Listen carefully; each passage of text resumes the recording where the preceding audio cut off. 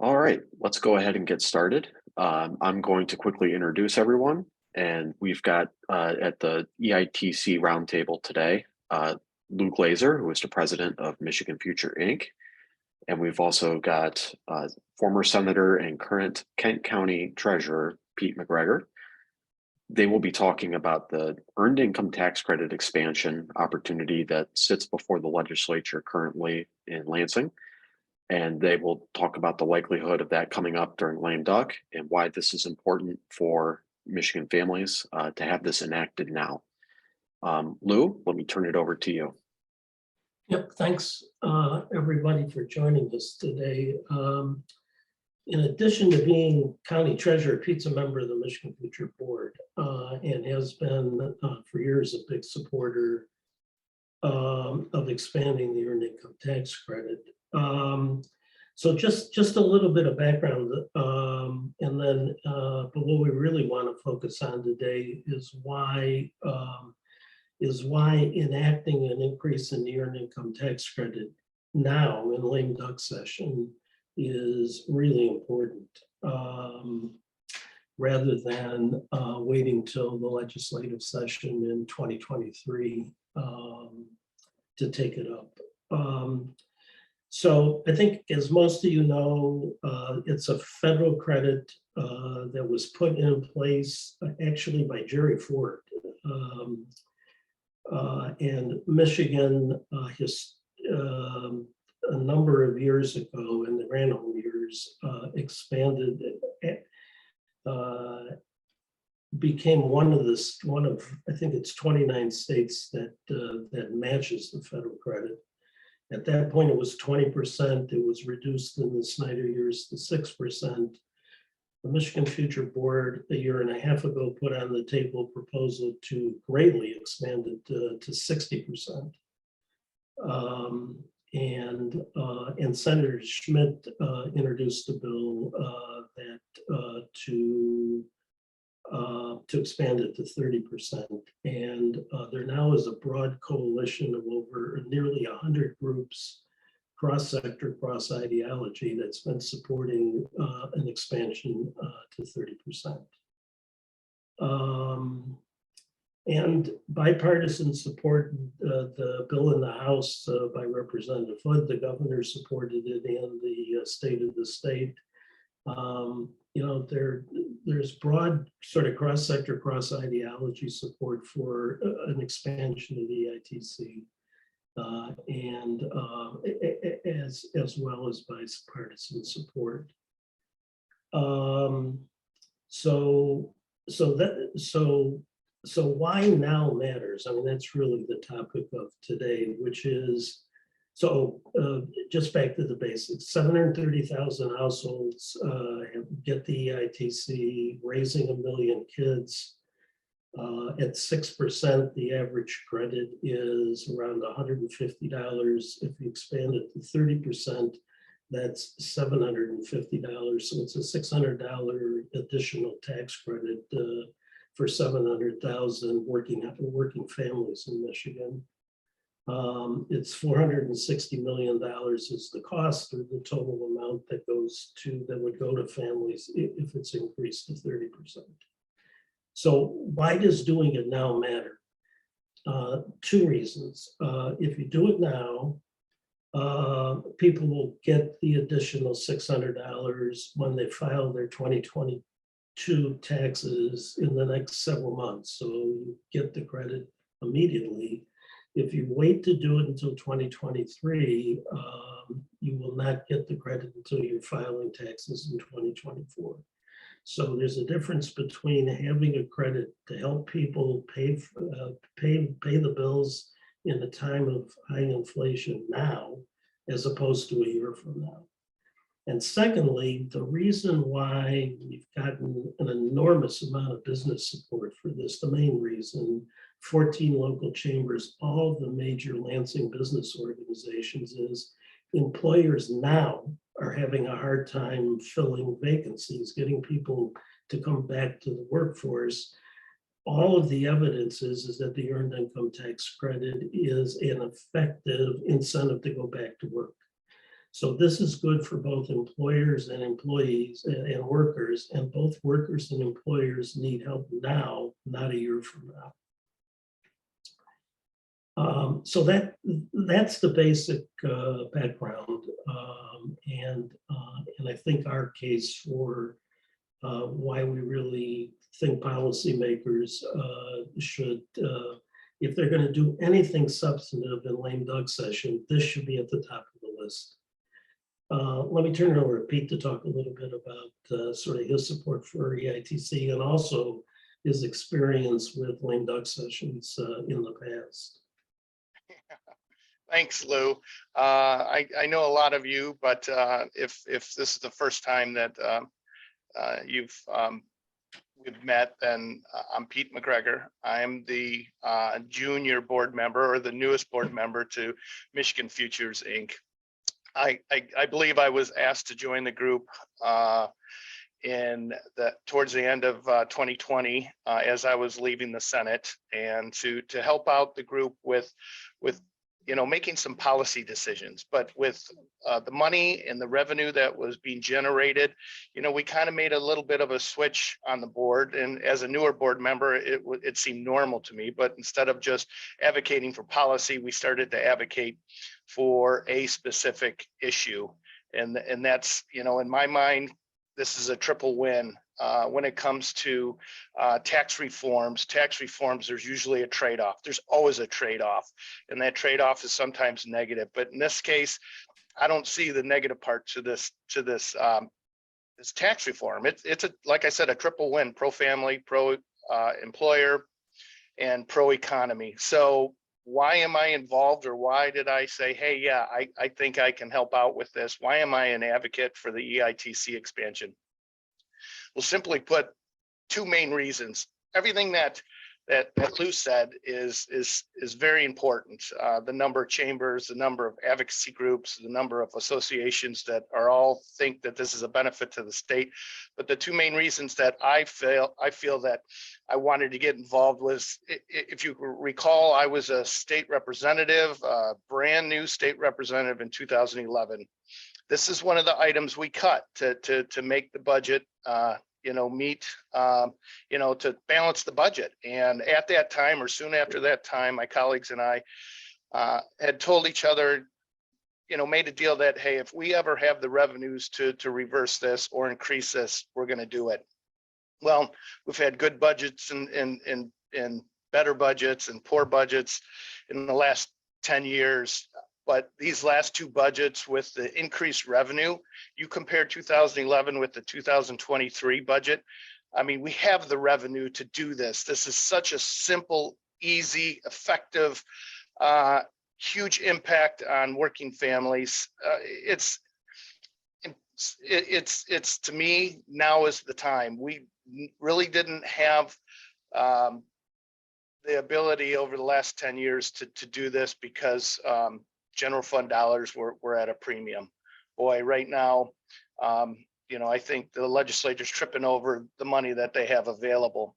The second reason is the benefits cliff. A lot of you recall that I chaired the Department of Health and Human Services appropriation budget and got very deep into a lot of the benefits that come with Medicaid, Medicare, child welfare. And when it comes to these programs and the eligibility of these programs, there's a huge cliff. As you start to increase your pay, the result is you lose program eligibility. And to fix this cliff was very complicated because there's so many parts and pieces to it, especially because the feds have so many rules. Looking at this expansion to the EITC, boy, this helps out a tremendous amount. It reduces or it gradually phases out with your benefits as you increase your productivity. And to me, that is key. And so comparing this 2023 budget to the 2011 budget is probably the biggest reason. Now we have the legislature has the capabilities of fixing this issue that we started back in 2011, but we had to in 2011. We were in a budget crisis at that time. Now, boy, we have a huge amount of revenue at our fingertips. And I think this would be the best way to use that and the benefit cliff. So with that, I'd be more than happy to answer any questions. But, you know, to me, employers are still having a very difficult time filling all the available jobs they have. And the increase in the EIT encourages that greater participation in the workforce. And to me, this is a very, very conservative piece of legislation. I know a lot of people don't look at it that way. I think it's just misunderstood. But this is not a trade-off. This is a win.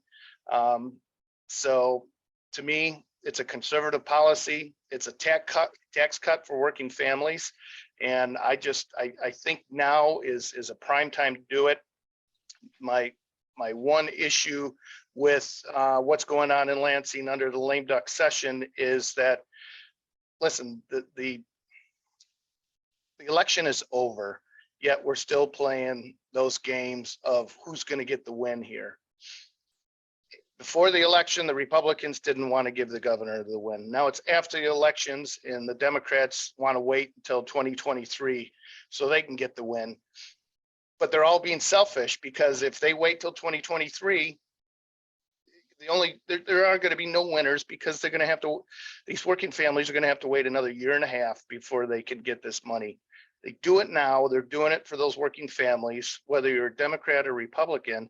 And that money is going to help out our economy. It's going to help out our businesses. To me, it's so simple, but of course, that's easy for me to say. I'm out of the legislature now. I'm a recovering legislator. So, Lou? Yeah. So let's just go to question. Oh, yep. So the one thing about conservative, this starts with Milton Friedman. This comes from the right. Yeah, so I mean, I just and support for it has been bipartisan for decades. So I saw that there was a Jocelyn. I saw that there was a question. That why don't we just go to questions? It looks like so we've got, yeah, Rick has a question there. Okay, yeah. Yep. First question from Rick Pluta. This has bipartisan support. So why has this been so tough to get across the finish line? This is like every other lame duck. I've been involved with 4 lame ducks. And I told Lou earlier today that when you think things are easy, they get real complicated in lame duck. And when you think things will never appear again, they all of a sudden pop up. So it's politics. That's what's causing the problem. I think I talked to my colleagues on both sides of the aisle. I talked to my friends in the Senate, and everybody thinks this is a great deal, but the problem is someone wants something in return. And I said, this is not a trade-off when it comes to tax reform. There aren't losers here, but the trade-off is, if we put this up for a vote, what are we going to get in return? And that's where we need the help from our friends in the press to make sure this stays on the front burner, and that we take the politics out, that Democrats start thinking about your constituents today, not in 23, and Republicans, go out with some grace and make a huge improvement to our state that helps out our employers. So hopefully that answers your question.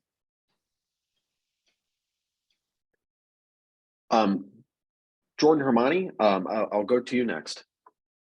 Hi, thanks for taking my question. You kind of touched on this a little bit already, but I was hoping you could go into a little more detail regarding, you've outlined why we have every ability to do it this lame duck session. Could you go into a little more detail about why it, I guess, needs to happen now rather than in 23? I guess what changes so drastically over, 2 months? Yeah, it's pretty simple. It is whether people, if you do it now, people get the extra $600 on average when they file their taxes early 2023. If you do it in the 2023 legislative session, they don't get the $600 for an extra year. So that's the reason to do it now. It's what tax year is it effective for? And people, are struggling paying with high inflation, paying the bills now. We don't need to ask them to wait another year to get this kind of relief. I was thinking about it. Everybody campaigned, both parties, on helping working families deal with inflation. No one said to them that no one campaigned on, but you're going to have to wait a year to get the help. So if you want to help families with working families with pay the bills, the most effective way of doing it, and the way that you can impact the most number of working families is to expand the EITC now, so they get a check this winter. And Lou, that will be pumping $400 to $500 million into the economy now, Exactly. not a year from now. Correct. Everybody talks about our problems now, and we have a solution here that can help out now and not wait a whole year for this to happen. Exactly. And the other thing that's interesting about the EITC is there's a high number of recipients in every county in the state. This is not sort of geographically focused on a few counties. The people who are helped statewide. We have a question from Samantha Schreiber at MERS. Hi, so I actually have two questions. My first one being for former Senator MacGregor. Optimism around this bill is pretty low right now. Do you have any theories of what could have gone wrong in negotiations? I just think on the Republican side, there's still some people misunderstand this. They think it's a handout. This is a hand up. This is for working families. You can only get it if you work and file a tax return. And I think when it's brought up, a lot of people just don't want to listen to the facts. But if you're able to sit down, if I'm able to sit down, if Senator Schmidt is able to sit down with some of his colleagues and actually let them or help them understand this, everybody's on board. So again, it's easy to say no on something like this. We have these conversations all the time. It's an easy no. It's a very difficult yes, because you have to explain to others why you voted for it. But if you take the time to learn some of these things that Lou has talked about, I mean, it took us, when I first came on board back in early 2021 or January 2021, one of our tasks were to get as many of the business association and entities and chambers on board, and that took a lot of work. It's because right away they thought, no, there's better things that can be done. But once we showed that, hey, listen, this is going to help out.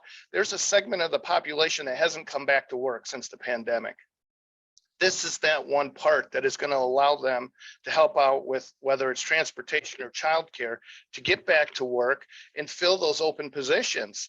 People have learned to get along with less and stay at home or just find other positions. But I think this is something that encourages people to be part of that labor force again. And I just think it was poor communication early on when this was first introduced. A lot of the colleagues that I served with in 2011 aren't there anymore. There's a handful of them, Horn, Schmidt, Stamis, Shirky, Outman, Bumstead. There's a few of them that were there in 2011, but a lot of them weren't. And there's been a lot of turnover. And this is some of the issues that we have with term limits as well. Thank you. So my second question is Senator Schmidt's bill does a phase out, kind of a phase in, I guess, with the EITC expansion. Is there concern that a Democratic-led legislature could, instead of doing a phase out, do a complete sprint to the EITC expansion? What is the importance of maintaining this phase structure? Yeah. So I think, the coalition, which includes all the business groups that Pete talked about, but is much broader than that, are supporting sort of Senator Schmidt's bill, but as a vehicle to do 30% now, rather than do the 4-year phase-in. I mean, they're, as Pete said, the state has so much general fund revenue available to it. It really doesn't make any sense to sort of gradually phase it up as opposed to doing it now, doing 30% now. So I think that phase up was also to get to those magic numbers of 2056 and 1 as well. Yeah. So look, I mean, the coalition would certainly starting at 15% going up to 30 over 4 years, the coalition would certainly support as opposed to doing nothing. But I think the goal is to try to get to 30% as quickly as possible. And all the conversations that we've had with Senator Schmidt, he supports that too. Our next question comes from Kyle Kaminsky. What are the chances of getting this passed in lame duck? That comment about how you want to keep this topic in the media and this whole meeting suggests you're less than optimistic right now. How would you guys weigh in on that? Well, we need your help, Kyle, and the rest of the people on this call, because this needs to stay on the front burner. As long as they haven't, hit the gavel for the last time, there's a chance. You read in some of the news that is out there that things didn't go so well yesterday. It's always like that. Things never go well in lame duck at the start of it, but towards the end of it, people start to realize, okay, let's try and finish this on the right note. It does become a little horse trading, but this is such a major piece. I don't think this needs to be negotiated, but there'll be some people on both sides of the aisle, as well as the governor, that will want to negotiate and use this as, a carrot. So it's just the way it is. I think we have a chance. This is one of the things that it has bipartisan support. It has all the different nonprofits and the businesses. It's rarely when you get both sides all on the same side. Everybody is moving in the same direction, and I just think this would be awesome for the Republicans. This would be awesome for the Democrats. It'd be great for the governor if they could do this in this lame duck session. Everybody gives lame duck a bad name, but good things happen usually in lame duck. And I know people are saying that this is going to be the lamest lame duck, but boy, if you pass the EITC expansion, this could be one of the best lame ducks. Our next question is from Alethea Casben at Gongwer. Hi, thanks for taking my question. So I am just wondering, what is your sense that leadership and the governor's office, are actually having meaningful conversations about this? Do you think that is happening, or do you think, this is Senator Schmidt and some other, diehards kind of banging the drum? Right. So we have been told by the governor's office, the budget office, the speaker's office, and the majority leader's office that at least at the staff level, there are conversations going on, and the EITC is part of the conversation. I mean, we would not be doing this roundtable if that was not the case. Yeah, I think Senator Stamas, along with working with Senator Schmidt, are going to work their tail off to get this done. And when it comes to negotiating budget issues like this or tax reforms like this, I think both Senator Stamas and Schmidt and their teams they work well with the other side of the aisle with Senator Hertel. They have a great respect for each other, and as long as they can keep engaged with the governor up until the end, this has a great chance of passing.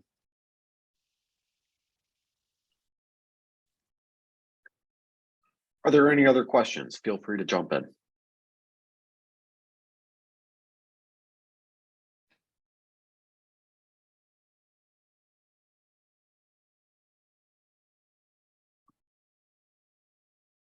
I have one comment about lame duck. Every outgoing legislator, whether you didn't get reelected or you're term limited, has their own issues, their own legislators that want their own bills to pass. And there's always, as a former floor leader, Senate Majority Floor Leader, I'd have dozens of people come up. How do I get this to pass? How do I get my bill up for a vote?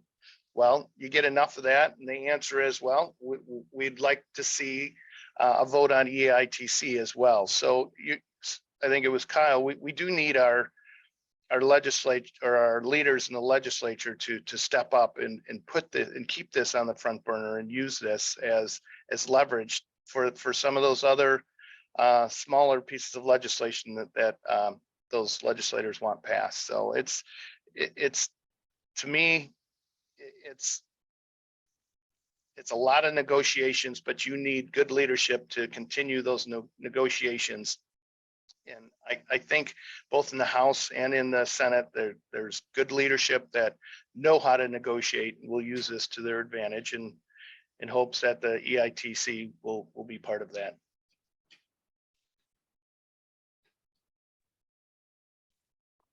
Before we conclude here today, Lou, do you have any closing remarks? No, I mean, I think Pete said it well. This is an opportunity for both parties, for the administration and the legislature, to do something for working families now. So we hope they take advantage of that opportunity.